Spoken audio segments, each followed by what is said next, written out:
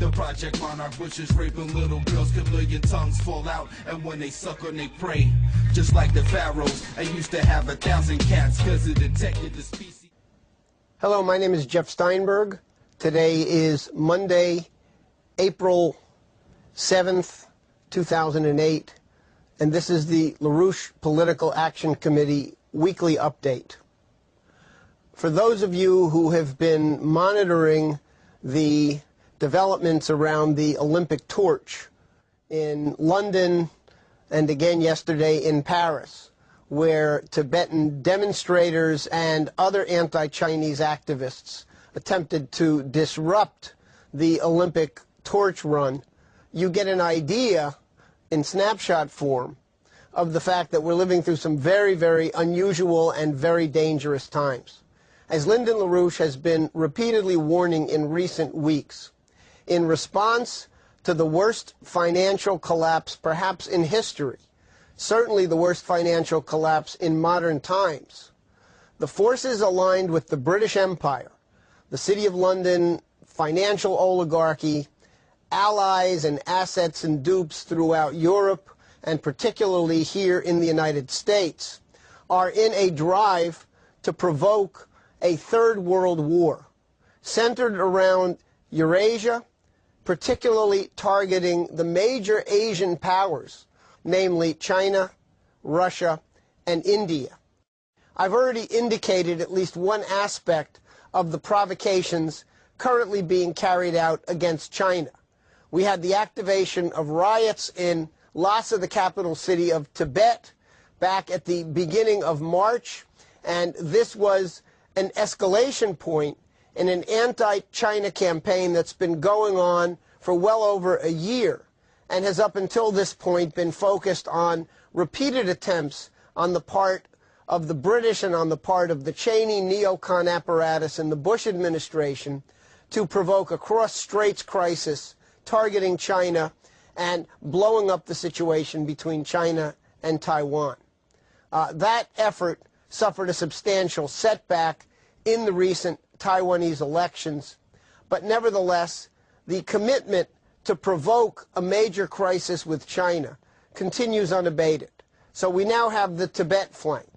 China is also a major target of the destabilization that's been going on for the past several years in Darfur, in that part of the Sudan, where China is targeted because of its investments and offers to build infrastructure in Africa in return for access to petroleum and other strategic raw materials of the African continent. This is considered to be a real no-no by the oligarchs in London and their allies in Paris and other European capitals, who have historically viewed Africa as their private looting ground where they carry out population genocide and then steal the raw material wealth of the African continent. We are very, very close to World War III. The Russians saw the push by President Bush at the NATO summit to have NATO membership extended to Georgia and the Ukraine, two countries bordering on Russia, as an existential threat, as a virtual declaration of war against Russia. The Chinese are looking at the destabilization being carried out now ostensibly around the Tibet situation as a targeted provocation coming out of the United States against China. They see President Bush's hosting of the Dalai Lama at the White House several months back as a provocation. They see Speaker of the House Nancy Pelosi's visit to India, where she bowed at the feet of the Dalai Lama, as a provocation. We are very, very close to World War III.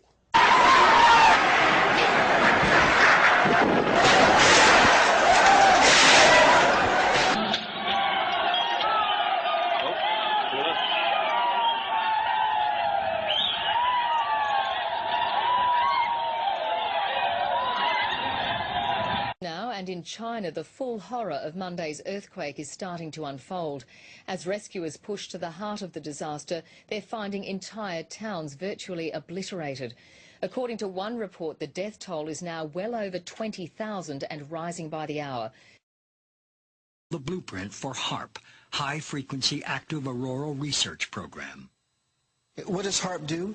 HAARP is a large antenna where we beam radio frequency energy up into the upper atmosphere, and we create on a small scale what the sun normally does.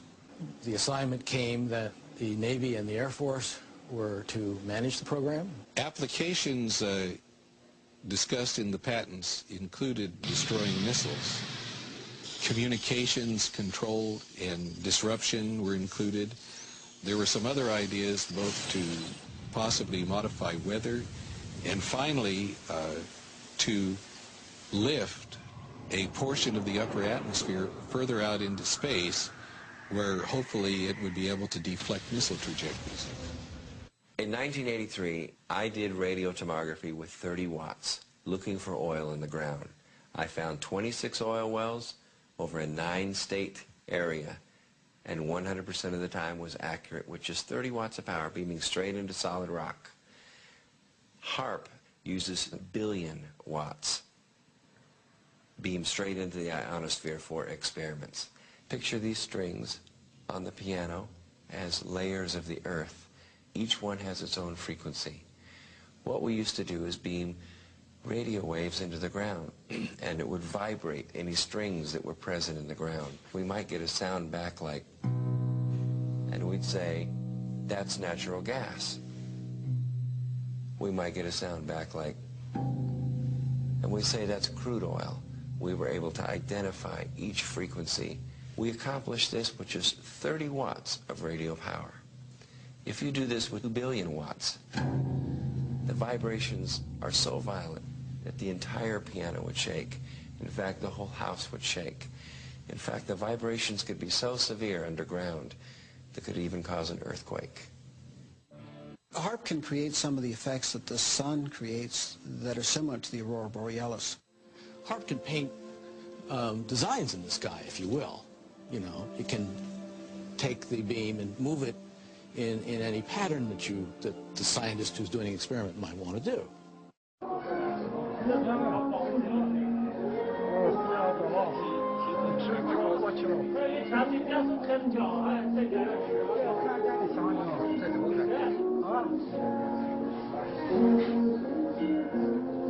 这比4上的人能要丑吧？这东西是个方向问题，你转其他方向看不到的。有光线的折射嘛，太阳折射就是用在折射的太阳光嘛，应该就是。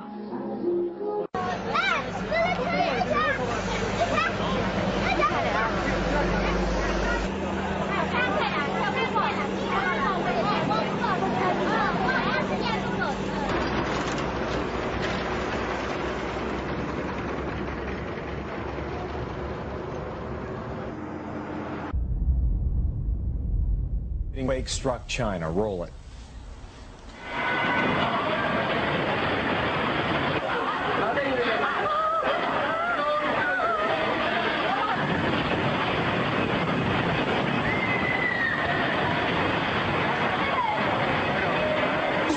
Oh my. That's from an airport. That tape comes from a spot near the epicenter of that 7.9 magnitude quake.